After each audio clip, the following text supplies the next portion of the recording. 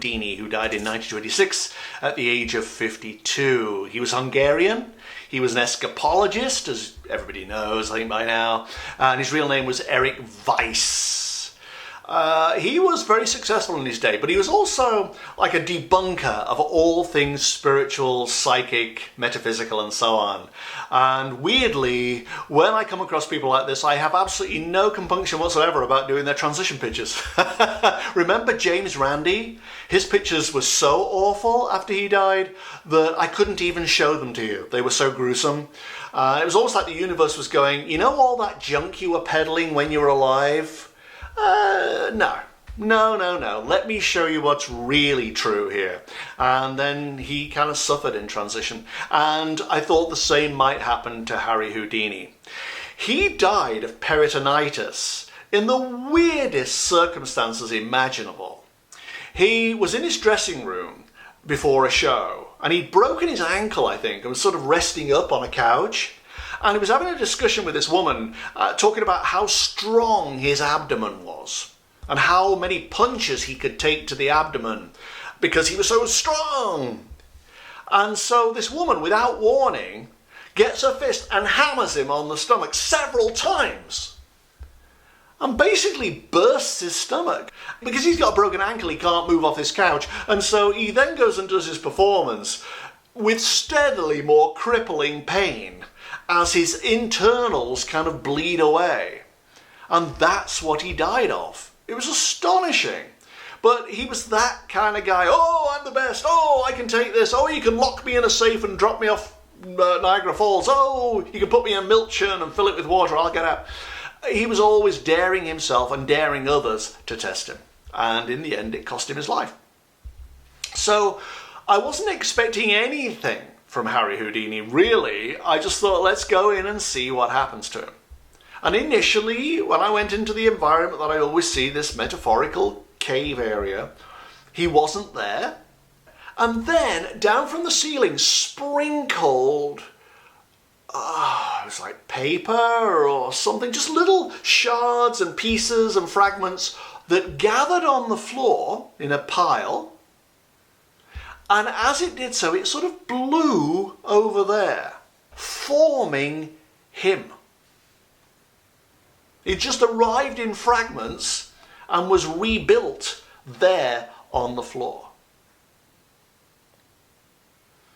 Now, his reaction to this environment, to being dead, was very uncommon. Instead of going, where am I? What is the, whatever you would expect, he just leapt up and he saw it more like an auditorium.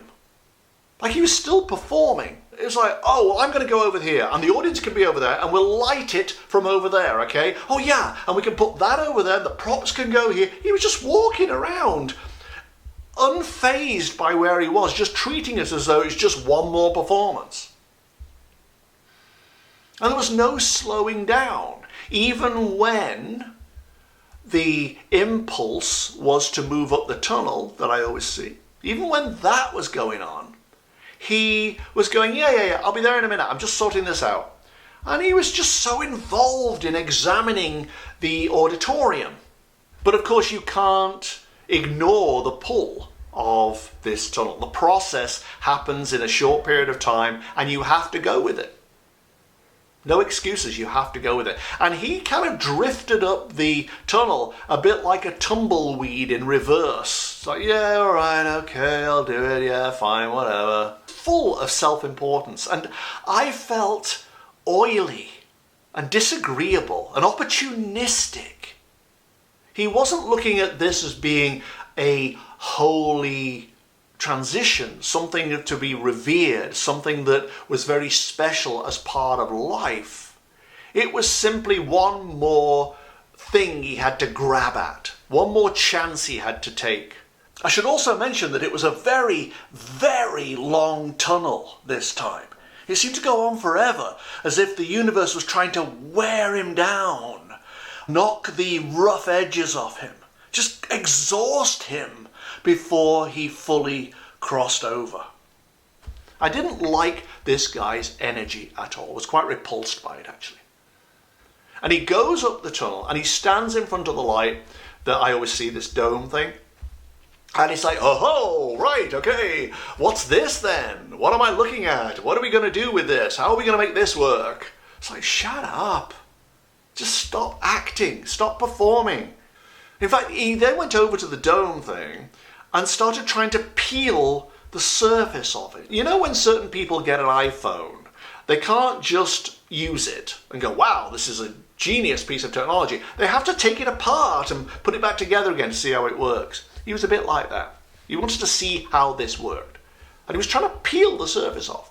And all he managed to do was actually make a little cavity in the surface, which he then sat in and thought, oh, wow, this is interesting. Cave, tunnel, this is great. Maddening person.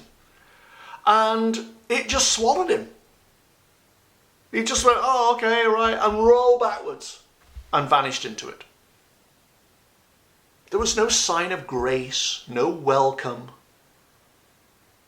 nothing spiritual, metaphysical about the whole thing. It was just opportunistic, matter of fact. How do I turn this into a business opportunity? No real realization that he died almost, like he felt invincible. And when he was gone, he felt glad he'd gone. It's like, oh, wow, that's one less person like that on the planet. The guy had a lot to learn. He seemed incredibly immature spiritually. Successful financially, but what does that matter after you're dead? All right, God, I'm worn out. That was a lot of stuff, right? Thank you very much for watching. I really appreciate it. Subscribe, like, share, if you would. All those are very, very valuable things. And you can follow me on Twitter if you like, at Cash Peters. Otherwise, I'll see you next time, guys. Thanks a lot. Bye.